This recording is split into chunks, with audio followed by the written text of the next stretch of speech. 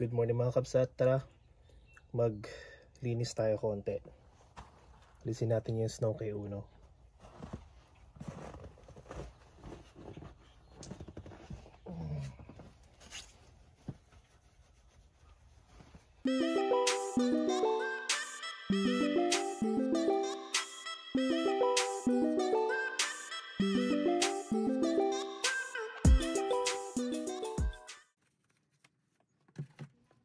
Hello mga kabsat, it's me Jason. So yan na nga po ang nangyari nung the night or the day na nag-announce sa Ontario na it's the first day of spring.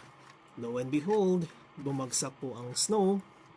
So kinakailangan po nating alisin yung snow kay Uno.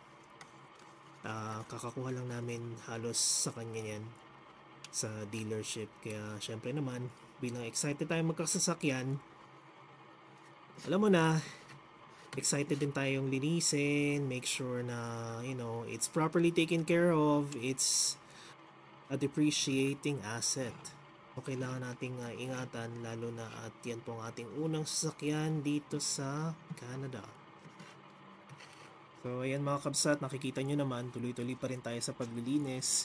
Ingat-ingat lang din sa pagkaskas ng yelo kasi may mga dumikit, medyo worried ako baka magasgas ko siya ng hindi ko naman sinasadya. Kaya ingat-ingat lang din, lalo na dun sa may part ng windshield tsaka sa may likod, yung salamin. Yan, may mga dumikit na yelo dyan.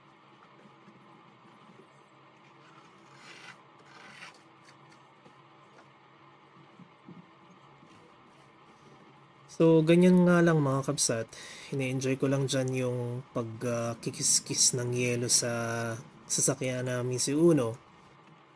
Sa araw na to, naglilibang lang tayo ng sarili natin. Hindi naman din kasi ganoon kalamig, although mahangin. Kaya maganda rin na maarawan tayo kahit konti. So yan, enjoy nyo muna yung tunog ng pagkikis-kis ng yelo habang pinapanood nyo tong video na to.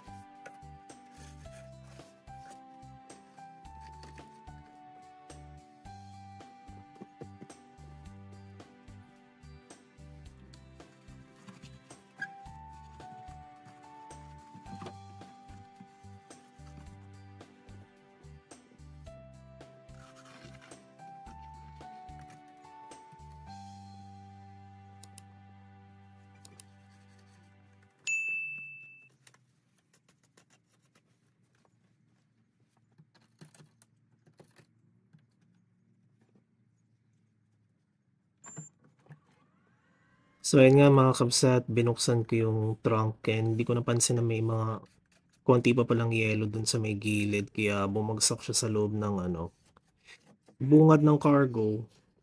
So kailangan ko ring i-scrape ng konti. Buti na lang fine lang din yung yelo kaya hindi siya ganoon kahirap tanggalin.